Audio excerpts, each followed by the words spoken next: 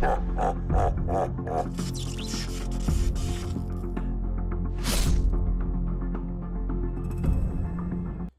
guys, welcome back to a new video. Today I'm going to be showing you the brand new best PvE hunter build. Now this is one of my most requested videos on the channel, so let's see if we can get 100 likes for this build. Now I've tested pretty much everything new with Witch Queen, and I'm going to be showing you what the actual best setup is for the hunter, and I do believe it's the best class at the minute to be running in PvE. So with that said, let's jump straight into it. Massive shout out to Blazing Boost for sponsoring today's video. If you guys are struggling to get anything in Witch Queen, then this is the place to be. They offer you high Sherpa guides. Even some of the pro players do these guides for you that will lead you through the new raid. Not only that, Blazing Boost does have 21,000 reviews, all with 5 stars. So if that doesn't say it's trustworthy, I don't know what does. There'll be a link in the description, and if you guys use save 5 at checkout, you will get a discount. So pretty much NIGHTSTALKER is going to be the best class hands down, and we are using Shadow Shot Mobius Quiver for the super. Now this build is all about this super. The amount of damage this is actually doing is insane, so make sure you've got this on. Now abilities doesn't really matter apart from a few. So marksman dodge, that's just personal preference because I'm not using a dragon shadow, so dodging does help while reloading. Obviously gamblers has its advantage if you guys are meleeing, that sort of thing, or you want to get out the way quick.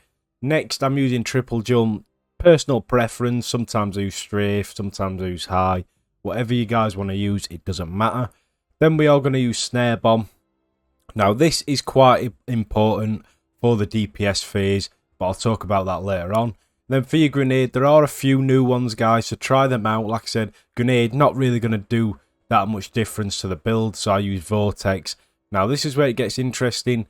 We are using vanishing step so that we can go invisible, which is really good now because we can use it with marksman and still go invisible, which is pretty much the best thing I think in this sort of build for me that has come with the brand new subclasses. That is a game changer for hunters. But the next one is stylish executioner. Now I'm not going to read all this because we'll be here all day, but pretty much all I'm telling you is put this on. It just makes it a lot easier, and it also gives you 4 fragments that you can use to make this build. Right, so for the fragments guys, we are using Echo of Reprisal. I think that's how you say it, I may be wrong. But either way, final blows when surrounded by competence grant super energy. This works well just to get your super, which is what this build's all about, so you will be getting it quicker. Next we do have Echo of Domineering. After suppressing a target, you gain greatly increased mobility for a short duration, and your equipped weapons is reloaded from reserves. Plus you get 10 discipline, so we are obviously boosting that up. Then we do have Echo of Remnants. Your lingering void grenades, vortex grenades, void wall, void spike and action bolt have increased duration. So your grenades are going to last a lot longer, but you'll see why this is important later on in the build. Then we do have Echo of Persistence, void buffs applied to you, invisibility, overshield and devour. Now the reason for this is because obviously it's about the devour, plus we're going to be getting invisibility for longer and an overshield, and it will last your super longer. So that is the sort of build. Like I said, weapons wise doesn't really matter, but I just want to talk about this here. As you can see, if you go over to the last one now, I've not started unlocking the artifact. We're pretty early into the season, and I still need to play a lot more. But this right here, casting your void super while you are critically wounded or benefit from devour, increases your damage with that super. So that is going to be insane when you get that. If you guys can unlock it, make sure you put it on this setup. Like I said, as I'm recording this, Witch Queen's been out a day. Nobody's going to have this yet, really. So make sure you do put this on if you are watching and you can put it on. Now, so stats-wise, for me, what I went for is a decent discipline, 62, and high intellect. We've nearly got 100. As close as you can get to them two, for me, is going to be the best way to do this build. Now, your armor's probably going to be better than mine, so you probably have better stats for that wise anyway. Now, moving on to the helmet, don't worry about the power. I've obviously just put my normal armor on so that I can show you this build and test it out.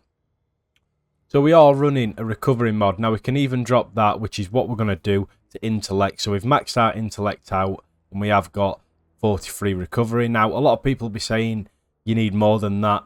For me, you don't, because we have invisibility. So when we start to sort of get low on health, we can go invisible. So it is going to counter that.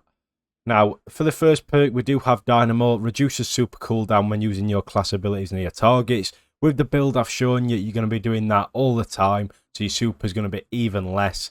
And then for the last one, we do have Elemental Light. Defeating a combatant with your super spawns an elemental well that matches your subclass energy type.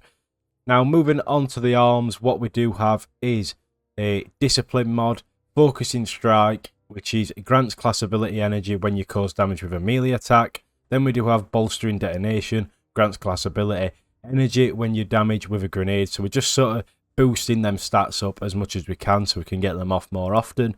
Then we do have High Energy Fire. This is a really good one that will help, especially when you do pop your super. While charged with light, gain a bonus to weapon damage.